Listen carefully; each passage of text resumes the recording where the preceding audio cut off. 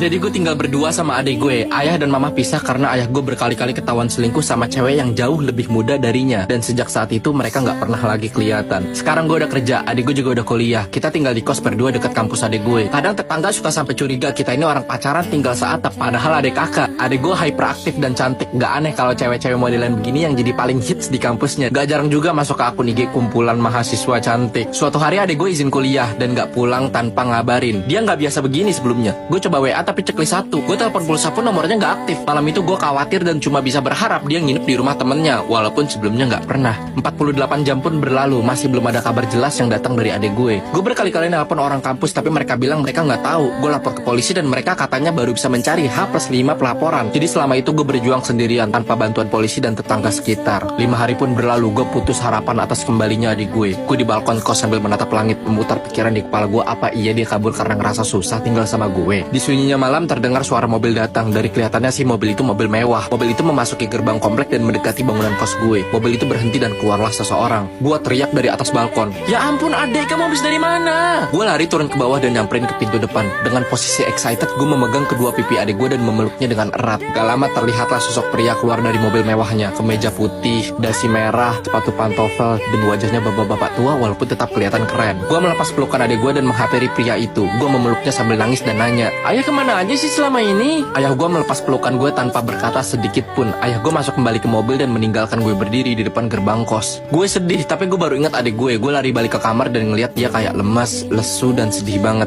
Gue coba tanya dia kenapa, tapi dia diem aja. "Adik kenapa? Kok tumben diem aja? Biasanya kan kamu gak gini." "Ayah bilang apa sama kamu? Ada kabar apa?" "Ayah bilang kabar tentang mama gak? Mama sehat?" Dari banyaknya pertanyaan gue, adik gue cuma bengong dan meminta gue keluar kamarnya. Gue pun dengan pasrah balik ke kamar dan tidur. Nah kemarin adalah bulan kedua semenjak adik gue ketemu ayah, dan sampai saat ini pun dia masih sering bengong dan gak pernah mau gue ajak ngobrol. Malah sepertinya tambah memburuk ya. Tatapannya selalu kosong kayak orang gimana gitu. Seminggu belakangan ini banyak banget paket yang datang ke kos yang ternyata barang-barang semacam pis, alat-alat besi aneh gitu. Gue juga gak ngerti itu apa. Gue ngomong dalam hati nih, orang mau apa gimana sih, mana alat-alatnya itu kayak alat-alat operasi dokter gitu. Hari ini gue keluar kota, ketemuan sama teman lama gue yang sekarang udah jadi dokter. Kita ngobrol-ngobrol tentang adek gue ini. Apa adek gue trauma dan harus ke terapis? Apa adek gue habis denger cerita yang buat dia sedih? Apa gimana gitu? Temen gue duduk dengan santai di hadapan gue sambil mendengarkan cerita panjang gue. HP gue getar berkali-kali, telepon dari nomor gak dikenal yang digitnya cuma 31110 kalau gue gak salah lihat. Tapi sengaja gak gue angkat karena kita lagi ngobrol serius. Tatapan temen gue itu makin serius ketika gue deskripsiin alat-alat yang dibeli adek gue kemarin-kemarin. Dia nanya banyak ke gue. Semua alatnya besi. Iya, ada yang bentuknya kayak gunting tapi bukan gunting. Iya,